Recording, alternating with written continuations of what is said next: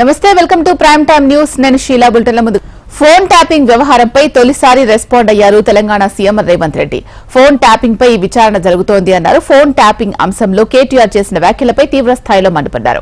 కొన్ని ఫోన్లు విన్నామని చెప్తున్న కేటీఆర్ అలా చేస్తే చెర్లపల్లి జైల్లో చిప్పకూడు తినాల్సి వస్తుందని వార్నింగ్ ఇచ్చారు. గత ప్రభుత్వం ఓట్లేసి గెలిపించిన ప్రజల్ని భయపెట్టి పోలీసులు కేసులు పెట్టి ఫోన్ ట్యాపింగ్లు చేసి ఎవరు ఏం మాట్లాడుకుంటున్నారో ఎవరింట్లో భార్య భర్తలు మాట్లాడుకున్నా వినాలన్న దుర్మార్గమైన ఆలోచన గత ప్రభుత్వం చేసింది. ఆయన మాట్లాడుతుండే కేటీఆర్ కొద్దిమంది విన్నామని. ఏం పనే మంది సంసారాలలో ఏలు పెట్టి చూసే పని మీకు? ఎవరైనా సిగ్గునో అట్లా మాట్లాడతాడా? ఇంటే విన్నాం కొంతమంది ఫోన్లు, ఇంటే ఏమవుతుందట? ఎవరైనా ఇట్లా భర్త నుంచి ఎవడన్నా మాట్లాడతాడా? ఇంటే ఏమవుతుంది? అదే అవుతుంది. చెర్లపల్లిలో చిప్పకూడు తినాల్సి వస్తుంది. ఇప్పుడు వాళ్ళు చెప్పినట్టున్న అధికారులు ఈరోజు ఊచలు లెక్క పెడుతున్నారు. ఆయన అంతకంటే ముందే చెప్పిన వద్దురాని ఆయన వాళ్ళు దుర్మార్గులు, దోపిడీదారులు, దొంగలు, వాళ్ళ మాటలు విన్నారంటే మీరు జైలుకు పోతారు, మిమ్మల్ని తర్వాత తిరిగి కూడా చూడారని ఇవాళ కేసులలో ఇరుక్కున్న వాళ్ళని అయ్యో పాపం అని కూడా అంటలేరు. వాళ్ళు చేసినాం ఇట్లనే చేస్తాం. ఎవరు మాట్లాడతాడు? ఊర్లలో ఆవారగాడు మాట్లాడతాడు, తాగుపోతాడు మాట్లాడతాం, గట్లనే చేస్తాం, మేము బజార్లో బట్టలు ఇప్పుకొని తిరుగుతాం, అయితే ఏందని ఊర్లలో అన్నారు. సేమ్ కేటీఆర్ కూడా మాట్లాడుతుండు. దాని ఫలితం దానికి ఉంటుంది.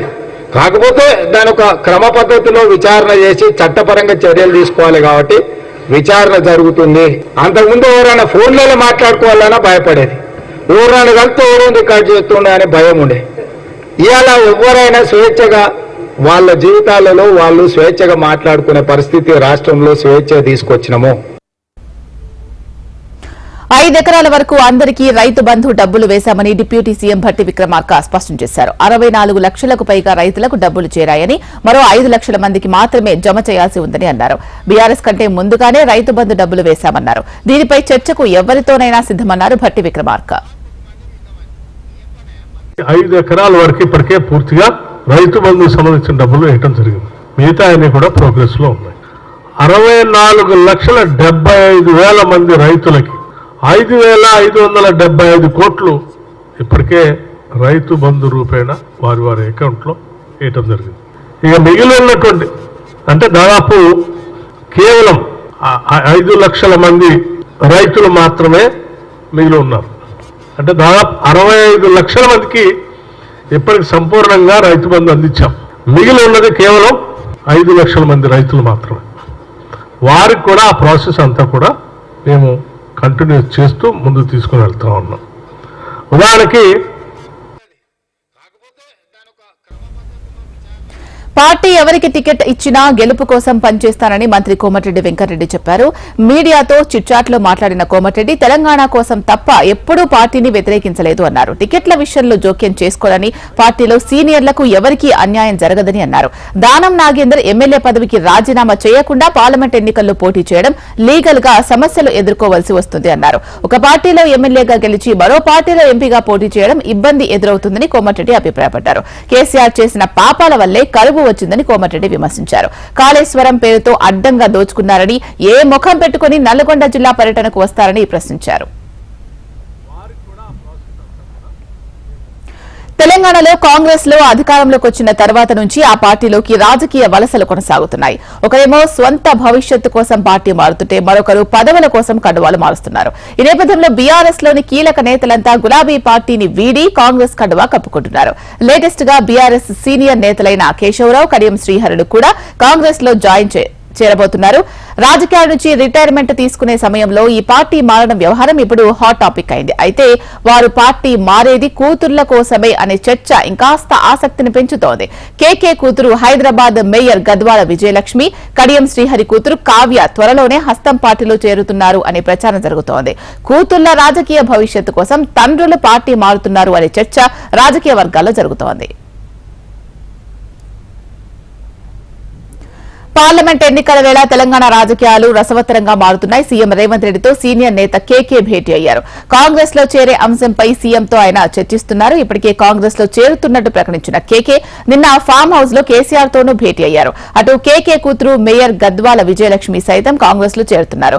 కాంగ్రెస్ పార్టీలో 55 ఏళ్ల పాటు పనిచేశారని, తనకు కాంగ్రెస్ ఏం తక్కువ చేయలేదు అన్నారు. 55 ఏళ్ళు కాంగ్రెస్ ఉంటే అంటే నాకు కాంగ్రెస్ ఏమి చేయలేదు. దేశంలో కూడా ఏ కాంగ్రెస్ మ్యాన్ కూడా ఇవన్నీ పోర్టు నాకు ఇచ్చి నన్ను 2 సార్లు ఎమ్మెల్సీ చేసి 3 సార్లు మినిస్టర్ చేసి లెజిస్లేటివ్ కౌన్సిల్ చైర్మన్ చేసి అర్థమైందండి. ఆయన తాత రాజ్యసభ మెంబర్ చేసి సిడబ్ల్యూసి మెంబర్ చేసి 4 స్టేట్లకు ఇన్ఛార్జ్, ఎప్పటికీ 1, 2 స్టేట్లకు ఇన్ఛార్జ్ ఉంటాం, 4 స్టేట్లకు ఇన్ఛార్జ్ ఇచ్చి కూడా నాకు పోస్ట్ ఇచ్చిండ్రు. My loyalty can never be discounted. So Indira Gandhi గారు ఉన్నప్పుడే నేను మినిస్టర్గా జాయిన్ అయ్యాను ఇక్కడ, ఫస్ట్ ఎడ్యుకేషన్ మినిస్టర్గా. సోనియా గాంధీ గారు వచ్చిన తర్వాత టోటల్ ఈ పొలిటికల్ లైఫ్ లైట్ అంతా ఆమె గురించి నాకు వచ్చింది. సో ఐ మస్ట్ వర్డ్స్ లోపల నేను థ్యాంక్స్ చేయలేను, నా హృదయంతో నేను థ్యాంక్స్ చేయగలను, దాన్ని చెప్పలేదు తీరుగా థ్యాంక్స్ చేయగలను. మాజీ డిప్యూటీ సీఎం కడియం శ్రీహరితో కాంగ్రెస్ పార్టీ తెలంగాణ రాష్ట్ర వ్యవహారాల ఇన్ఛార్జ్ దీపాదాస్ మున్షి సమావేశమయ్యారు. కడియం శ్రీహరితో పాటు ఆయన కుమార్తె కావ్యను సైతం కాంగ్రెస్ పార్టీలోకి ఆహ్వానించారు దీపాదాస్ మున్షి. ఈ సందర్భంగా కడియం శ్రీహరి త్వరలోనే కాంగ్రెస్ పార్టీలో చేరబోతున్నారు అని చెప్పారు దీపాదాస్. కాంగ్రెస్ పార్టీలో చేరే విషయంపై త్వరలో స్పష్టత ఇస్తారని చెప్పారు Kadiyam Srihari. Today we have come here at Kadiyam Shrihariji's house. I am just carrying the party's request from AICC that just requesting him and inviting him to join Congress party. So it is our request to both Kadiyam Shrihariji and Dr. Kavya that if they can join our party, Congress party, and strengthen our party.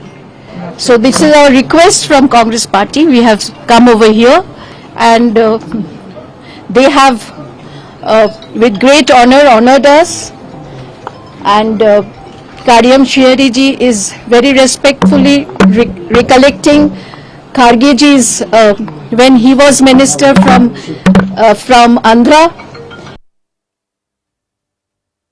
AICC నుంచి ఇటు PCC నుంచి మీరు పార్టీలోకి రావాలి, తెలంగాణలో కాంగ్రెస్ పార్టీని బలోపేతం చేయడానికి మాతో కలిసి పనిచేయాలని చెప్పి ఒక ఆహ్వానం నాకు ఇచ్చారు. నేను నా శ్రేయోభిలాషులు, నాతో ఇన్ని రోజులు కలిసి ప్రయాణం చేసిన కార్యకర్తలు వాళ్ళందరితో కూడా మాట్లాడి త్వరలోనే నా నిర్ణయాన్ని చెప్తానని చెప్పి పెద్దలు దాస్ మున్షి గారికి తెలియజేయడం జరిగింది. In a day or 2 I will take a decision after consulting my followers and after consulting my well wishers and my workers. నేను ఇంకా కాంగ్రెస్ పార్టీలోనే చేరలేదు, అప్పుడే కాంగ్రెస్ పార్టీ అభ్యర్థిగా పోటీ చేస్తామని ఎలా చెప్తారు?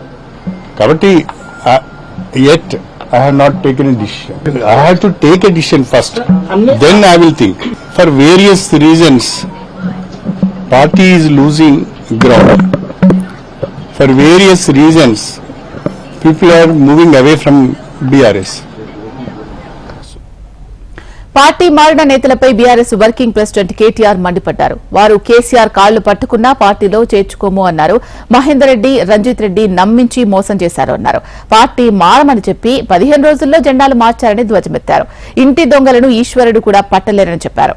రాజకీయాల్లో అధికారం ఎవరికీ సాధ్యం కాదు అన్నారు కేటీఆర్. ఇదే పట్నం మహేందర్ రెడ్డి, ఇదే రంజిత్ రెడ్డి వచ్చి కేసీఆర్ గారి కాళ్ళు పట్టుకున్న మళ్ళీ పార్టీలకు రానియదు అనే మాట కూడా ఈ సందర్భంగా విజ్ఞప్తి చేస్తా ఉన్నాం. వాళ్ళకు తప్పకుండా బుద్ధి చెప్పవలసిన బాధ్యత మన మీద ఉన్నది. వచ్చి కేసీఆర్ కాళ్ళు పట్టుకున్న మళ్ళీ అధికారంలోకి వచ్చినాక వాళ్ళని మాత్రం మళ్ళీ రానిచ్చే ప్రసక్తే లేదనే మాట కూడా మీకు విజ్ఞప్తి చేస్తా ఉన్నాం. అధికారం ఎవరికి శాశ్వతం కాదు, అధికారంలో శాశ్వతంగా ఎవరు ఉండరు. కానీ అధికారం పోగానే ఆగమాగమైపోయి ఇవాళ తమ తమ ప్రయోజనాలు, తమ తమ స్వీయ ప్రయోజనాల కోసం ఇవాళ అవతల వైపు పోయి పోవడమే కాకుండా ప్రజలను మోసం చేసే కార్యక్రమం. 15 రోజుల తర్వాత సీన్ కట్ చేస్తే ఈయన మల్కాజ్గిరి అభ్యర్థి, ఆయన చెల్లెల అభ్యర్థి కాంగ్రెస్. ఏమైంది అయ్యా అంటే ఇద్దరు పత్తలేరు. ఇప్పుడు మా అక్క అడుగుతుంది నన్ను పక్కకెళ్ళి, ఇద్దరు కూడా పార్టీలో ఉండుకుంటూ పక్కకెళ్ళి వెన్నుపోటు ఓడిచి మన నాయకులు వేదిక మీద కూర్చున్న నాయకులు ఓడిపోయిన కారణం మన వాళ్ళే కారణమైన మాట అక్షర సత్యం.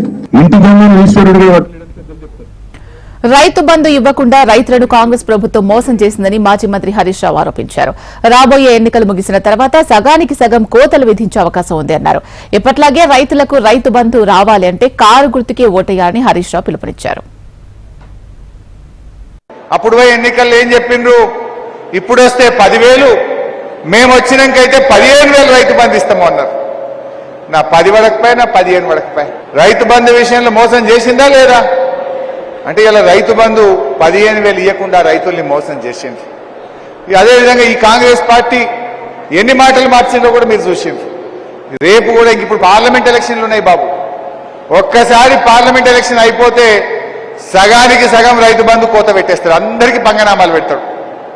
వాళ్లకు మళ్ళా ఎప్పటి లెక్క 15,000 రైతు బంధు రావాలంటే ఈ పార్లమెంట్ ఎన్నికల్లో మనం కాంగ్రెస్ పార్టీని ఓడగొట్టాల్సినటువంటి అవసరం ఉంది. మన నినాదం ఒక్కటే.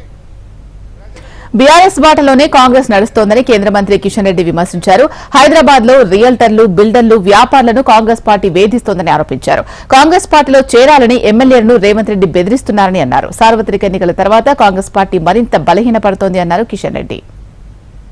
కాంగ్రెస్ పార్టీ అధికారంలోకి వచ్చిన తర్వాత టిఆర్ఎస్ బాటలోని ప్రభుత్వం నడుస్తా ఉంది. గతంలో కేసీఆర్ కుటుంబం దోచుకుంటే ఈ రోజు రాహుల్ గాంధీ కుటుంబం ఈ రాష్ట్రాన్ని దోచుకునేటువంటి ప్రయత్నం చేస్తాం. హైదరాబాద్ లో రియల్ ఎస్టేట్ వ్యాపారస్తులను, బిల్డర్స్ ను, కాంట్రాక్టర్లను, కంపెనీలను ఏ ఒక్కరిని కూడా వదలడం లేదు. నేరుగా వెళ్లి ఢిల్లీలో రాహుల్ గాంధీకి, కాంగ్రెస్ పార్టీకి ఎన్నికల డొనేషన్స్ ఇవ్వాలని ప్రతి ఒక్కరి మీద పిలిచి ఒత్తిడి చేస్తా ఉన్నది రాహుల్ గాంధీ గ్యాంగ్. కాంగ్రెస్ పార్టీకి ఓటేసిన పాపాన్ని ప్రస్తుతం బీఆర్ఎస్ మునిగిపోతున్న టైటానిక్ షిప్ లాంటిదని బీజేపీ నేత రఘునందన్ రావు అన్నారు. ఇప్పుడు ఎవరూ ఆ పార్టీని కాపాడలేరని ఆరోపించారు.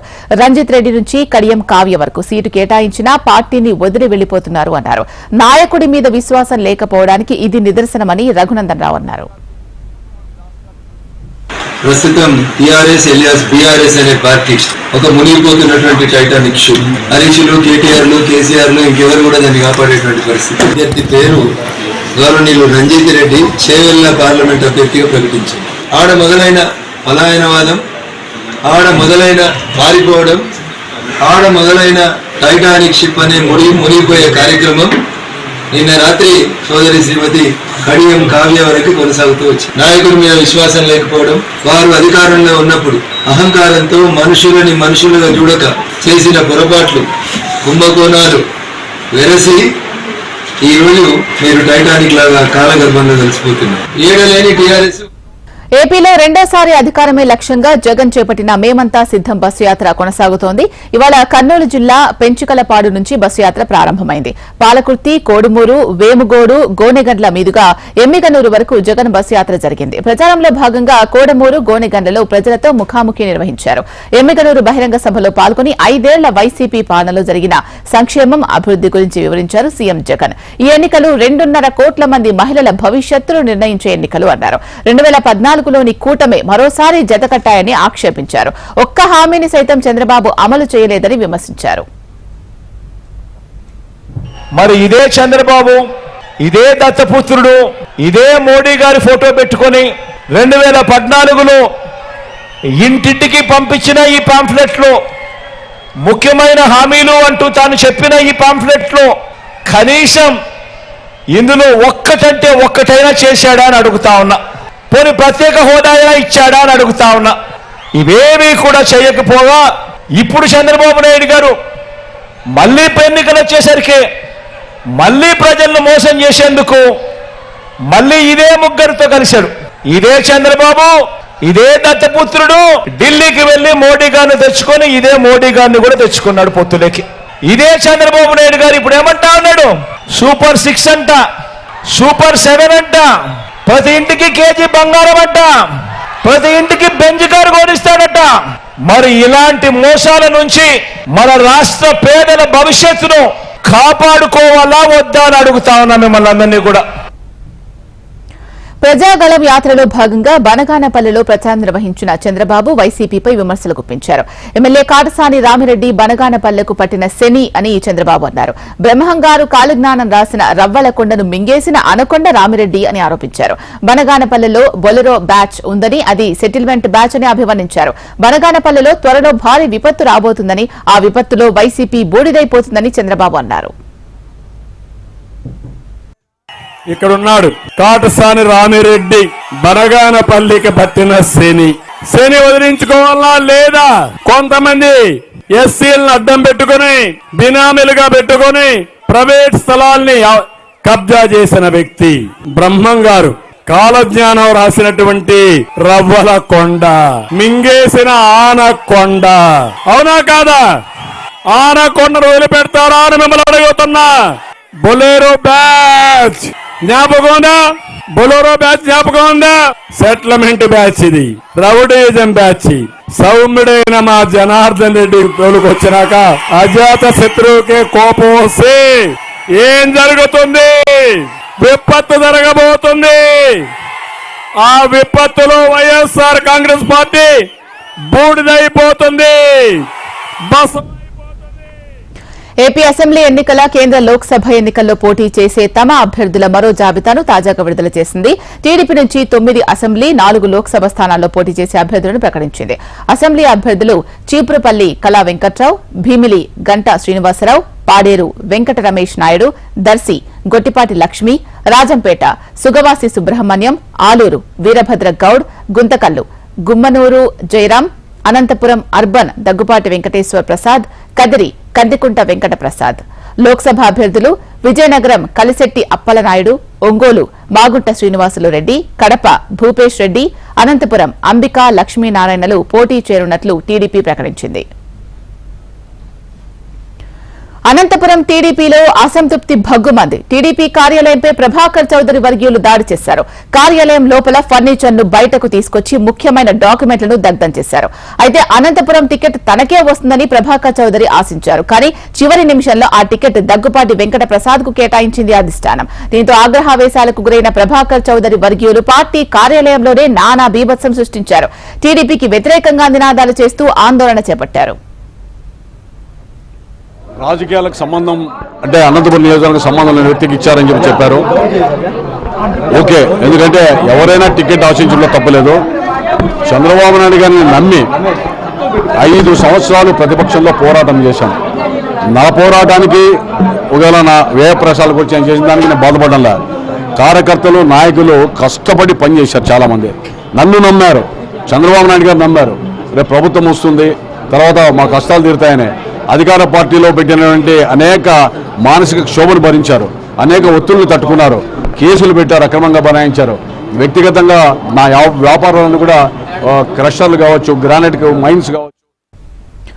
ఏపీ టీడీపీలో టికెట్ అసమ్మతి సెగలు రగులుతూనే ఉన్నాయి. తాజాగా అనంతపురం జిల్లా గుంతకల్ నియోజకవర్గంలో టీడీపీలో టికెట్ పంచాయతీ రచ్చకెక్కింది.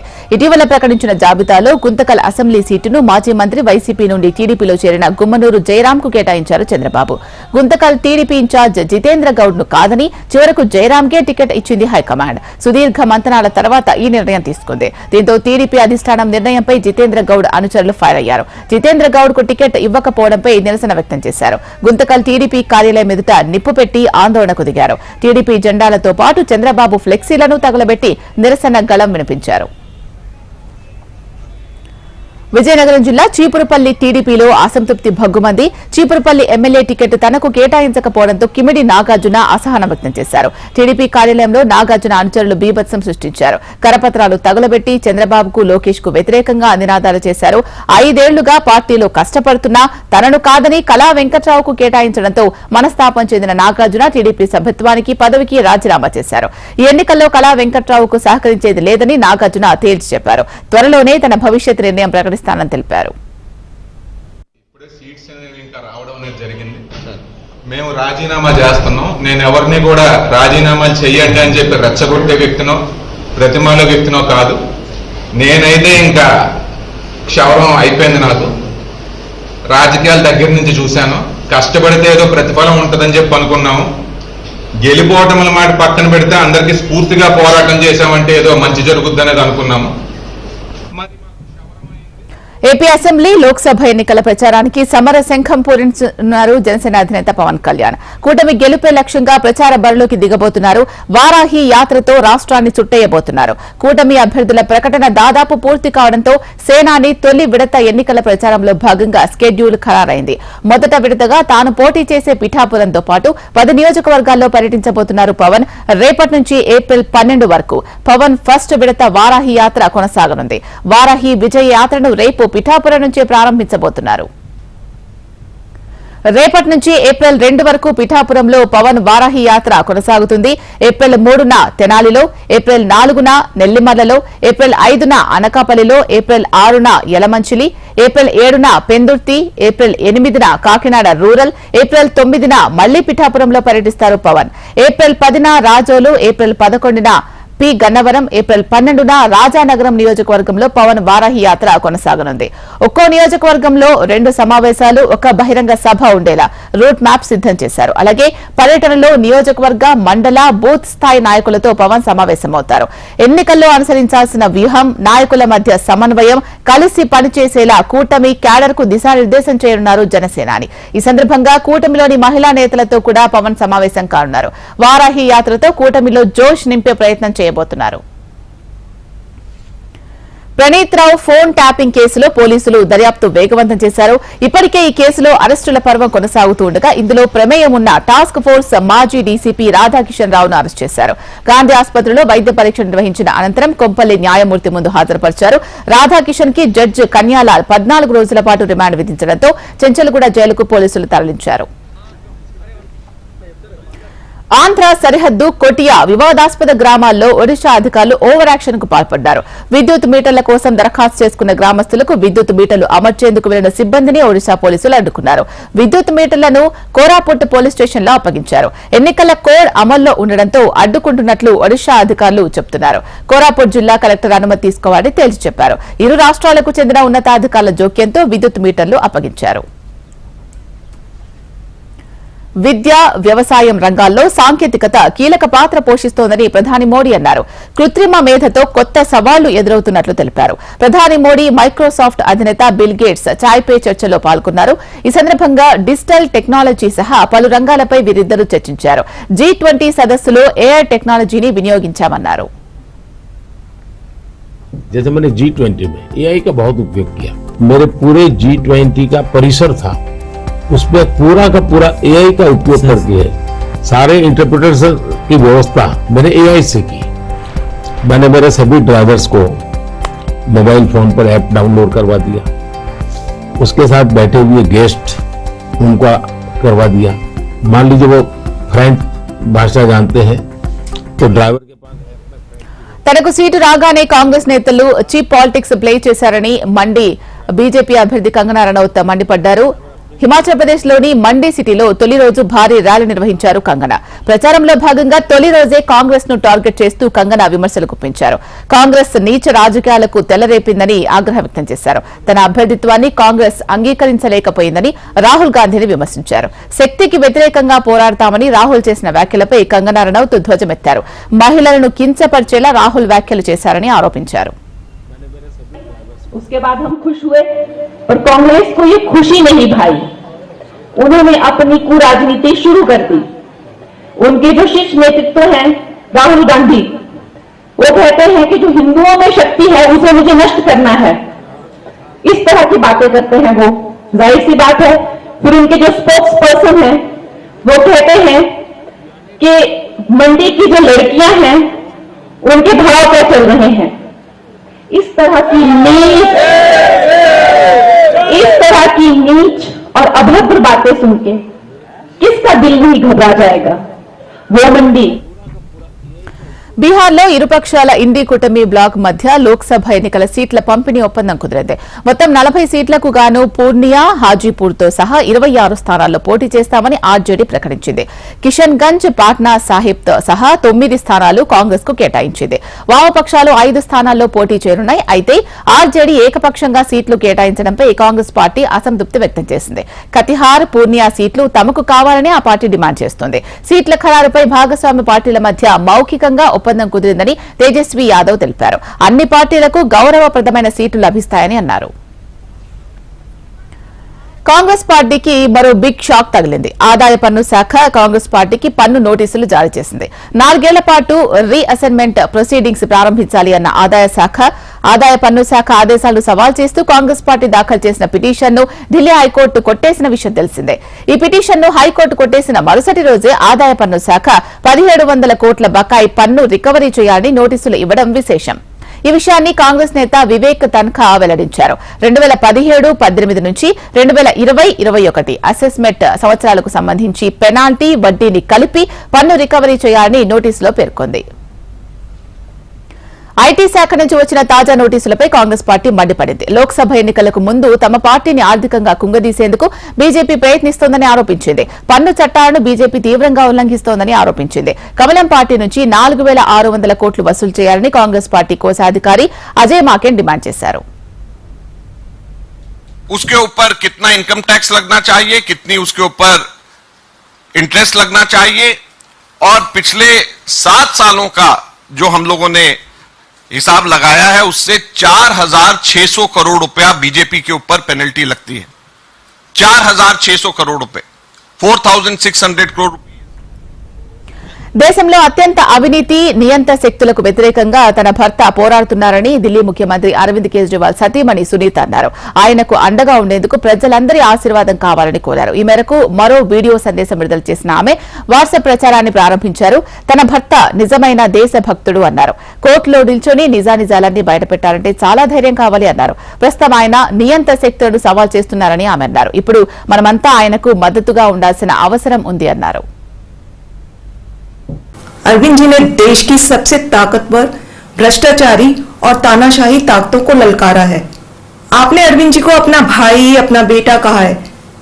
क्या इस लड़ाई में आप अपने भाई, अपने बेटे का साथ नहीं देंगे? मुझे पूरा विश्वास है कि हम सब साथ मिलकर यह लड़ाई लड़ेंगे. मैं आपको एक व्हाट्सएप नंबर दे रही हूं. व्हाट्सएप नंबर ముక్తార్ అన్సారీ మృతిపై అఖిలేష్ యాదవ్, మాయావతి అనుమానాలు వ్యక్తం చేశారు. జైల్లో ఉన్న ఖైదీలు ఆసుపత్రిలో చికిత్స పొందుతూ అనుమానాస్పదంగా మరణిస్తే సమగ్ర దర్యాప్తు జరిపించాల్సిన అవసరం ఉంది అన్నారు. లేదంటే న్యాయ వ్యవస్థపై ప్రజలకు విశ్వాసం పోతుందని తెలిపారు. ముక్తార్ అన్సారీ మృతిపై విచారణ జరిపించాలని మాయావతి డిమాండ్ చేశారు. ఈ కేసులో నిజానిజాలు ప్రజల ముందుకు రావాల్సి ఉంది అన్నారు. అన్సారీ మృతిపై సీబీఐ విచారణ జరిపించాలని భీమ్ ఆర్మీ వ్యవస్థాపకుడు, ఆజాద్ సమాజ్ పార్టీ అధ్యక్షుడు చంద్రశేఖర్ ఆజాద్ కూడా డిమాండ్ చేశారు. జమ్మూ శ్రీనగర్ జాతీయ రహదారిపై తెల్లవారుజామున ఘోర ప్రమాదం జరిగింది. రహదారిపై వెళ్తున్న టాక్సీ వాహనం రాంబన్ ప్రాంతానికి సమీపంలో అదుపు తప్పి లోయలో పడిపోయింది.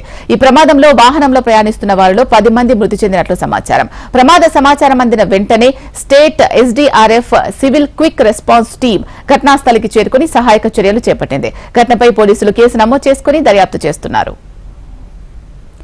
భారత్ అంతర్గత వ్యవహారాలపై స్పందించిన అమెరికా జర్మనీకి మన విదేశాంగ శాఖ గట్టిగా సమాధానమిచ్చింది. ఇది జరిగిన ఒకరోజు వ్యవధిలోనే ఐక్యరాజ్యసమితి సైతం కీలక వ్యాఖ్యలు చేసింది. Kejriwal arrest, Congress party bank ఖాతాల వ్యవహారాలు అన్ని దేశ అంతర్గత విషయాలని, ఆయా దేశాల సార్వభౌమత్వాన్ని గౌరవించాలని ఐక్యరాజ్యసమితి ప్రధాన కార్యదర్శి ఆంటోనియో గుటెరస్ అధికార ప్రతినిధి స్టీఫెక్ డుజారిక్ ధీటుగా బదులిచ్చారు. ఈ విషయంలో ఇతర దేశాల జోక్యాన్ని ఏమాత్రం ఆమోదించబోమని తేల్చి చెప్పింది.